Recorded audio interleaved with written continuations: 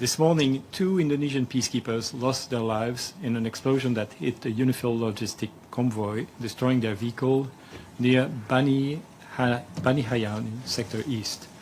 2 more peacekeepers were injured, 1 seriously. The origin of the explosion has not been determined.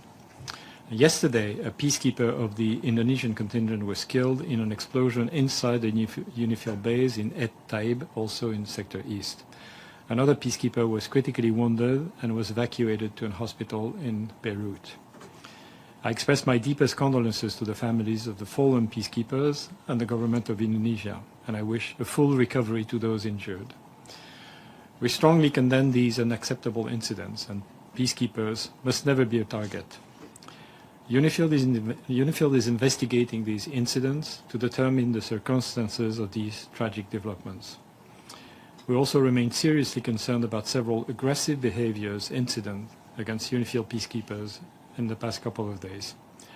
All acts that endanger the peacekeepers must stop, and all actors must adhere to their obligations to ensure the safety and security of the peacekeepers at all times. The inviolability of United Nations installations must be respected.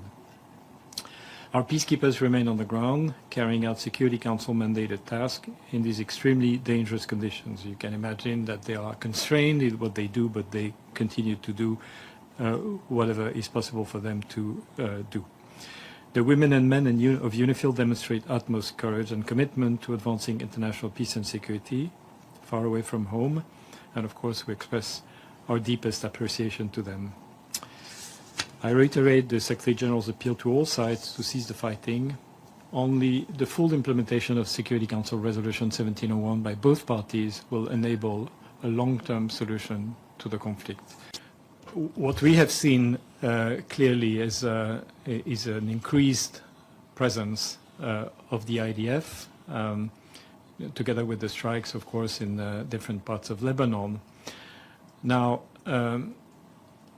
it's difficult for me to speculate on the final intent because I cannot speak on behalf of the Israeli authorities, the IDF, certainly. I wouldn't pretend to do this, but based on what we're seeing, as well as several statements emanating from the Israeli authorities, and also the orders for evacuation of civilians, it certainly looks like we might end up with, I would call it an expanded buffer zone in southern Lebanon. Now, what width, what breadth, what size, what all of this, of course, is very difficult to assess. And again, it's for the Israeli to talk about what their intent is. The level of destruction, of course, was already significant even before the beginning of hostilities. I mean, I toured the Blue Line in January, and as you know, I mean, there's really a string of devastated villages with, even at this moment, very few civilians left. The humanitarian consequences, of course, are dramatic, but I should point out that in the UNIFIL area of operation, UNIFIL has continued to the best of their ability, and given the constraint, again, as a result of the current sort of kinetic operation going on, but they have continued to conduct regularly operations for humanitarian assistance, particularly to support the population that are left in the UNIFIL area of population. And obviously, it is very traumatic to our peacekeepers. It's a serious concern to all of us. The troop and police, and in that case, the troop contributing countries to UNIFIL have so far demonstrated a very strong level of commitment and unity. Of course, we will do everything possible so that this level of unity, commitment, preserving what I call a Team UNIFIL, Secretariat, UNIFIL, and the troop contributing countries, that we preserve this unity of purpose This is a Security Council mandated operation. We have a duty to stay. Of course, the ability to operate is constrained today, but the mandate remains, and also the perspective of ultimately reaching a political solution, which is the only way in which we believe, the Secretary General has repeated that time and again, and more recently in Lebanon, it's the only way in which a durable, sustainable solution can be found for Lebanon and the region. That the statement we issued yesterday, in which the Secretary General strongly condemned the incident that took place on Sunday that resulted in the death of an Indonesian peacekeeper serving with the UN Interim Peacekeeping Force in southern Lebanon, UNIFIL. Our colleagues who died in the line of duty yesterday was Cadet Farizal Rambi, and that took place in Taib. His colleague, Private Rico Pramudia, was seriously injured and is being treated in a hospital in Beirut. We extend our deepest condolences to the family, friends, and colleagues of the fallen peacekeeper, as well as to the government and people of Indonesia. We also wish a full and swift recovery to the injured peacekeeper. And as you're aware, there was another incident today in Bani Hayan in Sector East, and where there are reports of further casualties of UN peacekeepers. At this point, we're seeking further information from our colleagues on the ground, who, as you can imagine, continue to do work in extremely challenging and dangerous conditions. Some of the injured were able to be extracted today, but we are not able to access the scene to extract 2 others due to the lack of security guarantees. Following coordination with the Lebanese and Israeli authorities, a team is on the way to the scene now. We will update you as soon as we have more information, but I know Jean-Pierre Lacroix will also have more information for you. As you know, UNIFIL peacekeepers have been the subject of aggressive behavior, intimidation, and threats, and this must stop immediately.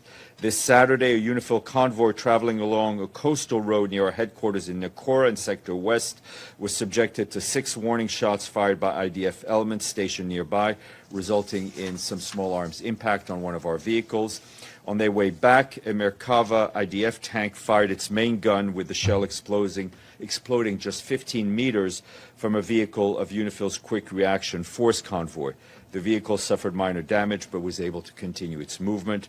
Once again, the Secretary General calls on all to uphold their obligations under international law and to ensure the safety and security of UN personnel and property at all times. Attacks on peacekeepers, as we've been saying quite a bit, is a grave violation of international humanitarian law and of Security Council Resolution 1701 and may amount to war crimes. There will need to be accountability. We urge the parties to de-escalate and immediately and fully adhere to their obligations under Security Council Resolution 1701 and to avail themselves of the existing mechanisms. Once again, we stress that civilians, including humanitarian and healthcare workers and civilian infrastructure, must be protected at all times, a concern made even more urgent by announcement of expanded military operations in southern Lebanon by the Israeli government. We have, turning to Yemen, I can tell you that we have consistently warned of the risk of the spillover from the conflict in the Middle East, and we're gravely concerned by the Houthis' recent decision to engage in the regional war by launching military attacks against Israel. We urge the Houthis to refrain from any further involvement and instead engage in diplomatic and mediation efforts, particularly through the UN Special Envoy Hans Grunberg. Mr. Grunberg warned over the weekend this escalation risks drawing the country into the regional conflict, further complicating efforts to resolve the crisis in Yemen. Regarding the Secretary General's statement on the UNIFIL peacekeepers who were killed, it does note that the projectiles came from an unknown position, but that the peacekeepers were, quote, inside their position. So is this a case of being caught in the crossfire or directly targeted? I think all of these things will come out in investigations. I think Monsieur Lacroix will have more details. But what is clear is that the position of UN facilities is more than well known to the parties, and we also do deconfliction when we are moving our convoys around.